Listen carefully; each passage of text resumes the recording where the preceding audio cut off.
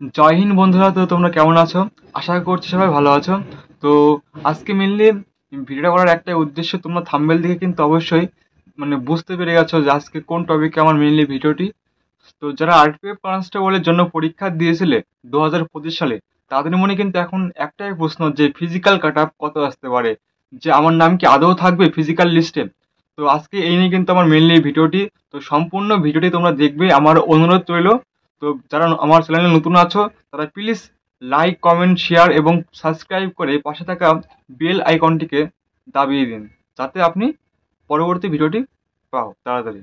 তো চলো বন্ধুরা, বেশি কথা না বলে আমরা মেন টপিক আসি। আমার এত নম্বর থাকলে আমার ফিজিক্যাল লিস্টে আমার নাম আসবে। তো আরপিএফ কনস্টেবল 2025 ফিজিক্যাল কাট আপ কত আসতে পারে, কত নম্বর থাকলে আমি সেফ জোনে আছি, যাদের নাম্বার 60 থেকে 65 আছে তাদের কি করণীয়। তো এবছর কিন্তু অল ইন্ডিয়া ভিত্তিক কিন্তু ভাই কাট আপটা হবে, ফিজিক্যাল কাট আপটা। তো সবার মনে কিন্তু একটা ভয় কাজ করছে যে আমার নাম কি থাকবে ফিজিক্যাল লিস্টে। তো চলো বন্ধুরা, আমরা কাট আপের দিকে যাই, যে কত নাম্বার আসতে পারে 2025 সালে ফিজিক্যালের জন্য। তো চলো বন্ধুরা, আমরা মেন টপিক আসি। তো তার আগে তুমি দেখে নাও যে আরপিএফ কনস্টেবলে 2018 সালে কত কাট আপ গিয়েছিল। তো ফার্স্টে আমরা দেখে নিই ছেলেদের কাট আপ কত আসতে পারে এক্সপেক্টেড। তো যারা ইউআর আছো তাদের মিনিমাম 62 থেকে তোমার 65-র মধ্যে নাম্বার থাকলে তুমি কিন্তু ভাই একদম সেফ জোনে আছো, তুমি মাঠের জন্য প্রস্তুত নাও।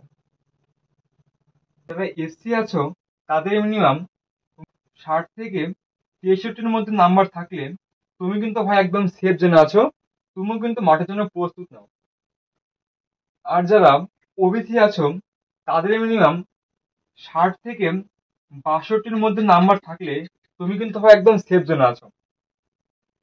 আর যারা এসটি আছো, সেম ভাই, এটাও সেম, 60 থেকে 62-র মধ্যে নাম্বার থাকলে কিন্তু ভাই একদম তুমি কিন্তু একদম সেফ জোনে আছো। আর যারা ইডাব্লিউএস আছো তাদের মিনিমাম 57 থেকে 60-এর ভিতরে নাম্বার থাকলে তোমরা কিন্তু ভাই একদম সেফ জোনে আছো।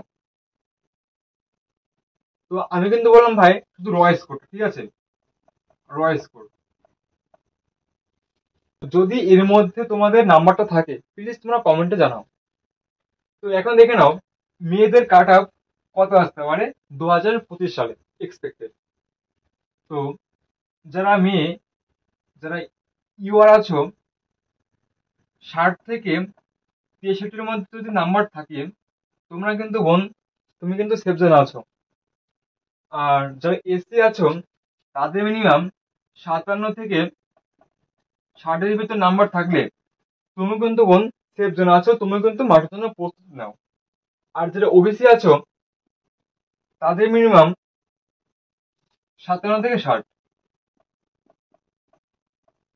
আর যারা এসটি আছো এটাও প্রায় সেম, 57 থেকে 59 ধরো। আর যারা ইডাব্লিউএস আছো তাদের মিনিমাম 55 থেকে 57। তো আমি কিন্তু বললাম শুধু র স্কোরটা, ঠিক আছে।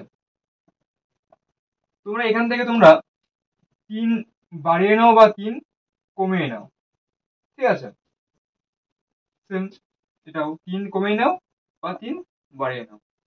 যদি এর মধ্যে যদি তোমাদের নাম্বার থাকে তোমরা কিন্তু অবশ্যই মাঠে যাও।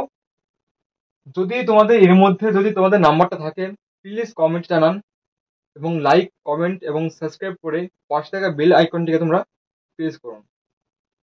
তো চলো বন্ধুরা, দেখা হবে নেক্সট ভিডিওতে। জয় হিন্দ, বন্দে মাতরম।